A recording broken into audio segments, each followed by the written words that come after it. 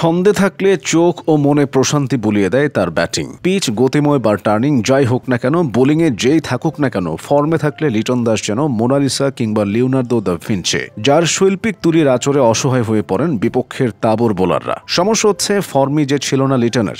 22 গজে খাবি খাচ্ছিলেন ম্যাচের পর ম্যাচ।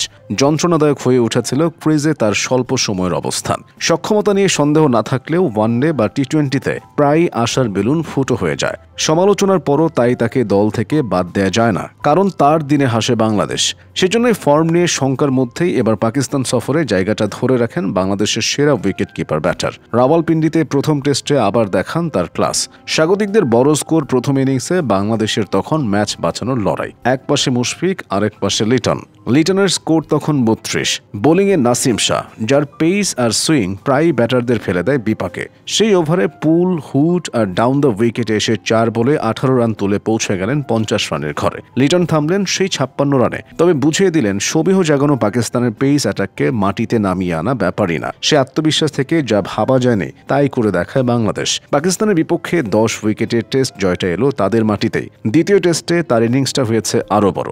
সেই সাথে ওপেনার থেকে শুরু করে টেলেন্ডারদের সাথে নিয়ে কিভাবে ম্যাচ নিজেদের দখলে রাখতে হয় দেখালেন। অতি মানবীয় এক ইনিংস খেলে চেনালেন খেলোয়াড় হিসেবে তার যাত্রা আসলে কেমন। খেললেন 274 রান করেও বাংলাদেশকে ফলো অনে ফেলার স্বপ্নে বিভোর ছিল পাকিস্তান। 26 রানে যে 6 উইকেট নেই টাইগারদের, সেই আশা আর পূরণ হলো না স্বাগতিকদের। বরং এক পর্যায়ে বাংলাদেশ লিড নেওয়াটাই ছিল সময়ের ব্যাপার।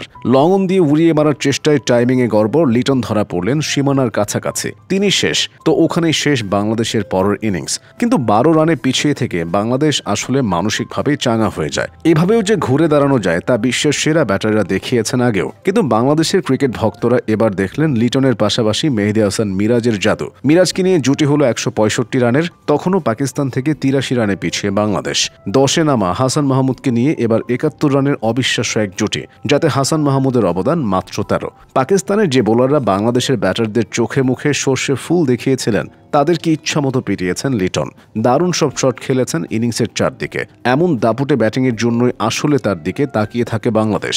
শেষ পর্যন্ত তিনি থামলেন 138 রানে। এটি তার ক্যারিয়ারের সবচেয়ে বড় স্কোর নয়, তবে পরিস্থিতির বিবেচনায় তো সেরা বলাই যায়। আসলে যে কোনো উইকেটে হাত খুলে খেলার ক্ষমতা আছে লিটন দাসের। বিশ্ব ক্রিকেটের বোদ্ধারা সবসময় তাকে বাংলাদেশের সেরাদের একজন হিসেবে দেখেন। তার দিনে কোনো বোলারকে কঠিন মনে হয় না, মনে হয় রান করা আসলে এত সহজ। কিন্তু তার ওয়ানডে আর টি-20তে এই জাদুর ধারাবাহিকতা থাকে না, প্রায় ছেদ ঘটে আর সমালোচনায় পড়েন তিনি। তবে ক্রিকেটের কুলিন ধারার টেস্ট ম্যাচে পারফরমেন্স আবার ধারাবাহিক। পাকিস্তানের বিপক্ষে দ্বিতীয় টেস্টের প্রথম ইনিংস পর্যন্ত 42 ম্যাচের 73 ইনিংসে শূন্য কেবল একটি, সব মিলিয়ে 10 রানের কম ইনিংস সংখ্যা 10টি, সেঞ্চুরির সংখ্যা 3টি, হাফ সেঞ্চুরি 17টি, 3টি সেঞ্চুরি সবশেষ 25 ইনিংসে। এই সময় আছে একটি 95, একটি 88 এবং একটি 86 রানের ইনিংস।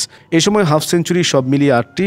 এত ধারাবাহিক না হলেও ওয়ানডে ও টি-20তেও তাকে ফেলে দেওয়ার সুযোগ নেই। 91 ওয়ানডেতে 31 গড়ে 2,500-এর বেশি রান, সেঞ্চুরি সংখ্যা 5টি, স্ট্রাইক রেট দেশ সেরা 86। অন্যদিকে 89টি টি-20তে 23 গড়ে রান সংখ্যা 2,000-এর কাছাকাছি, স্ট্রাইক রেট 124-এর বেশি।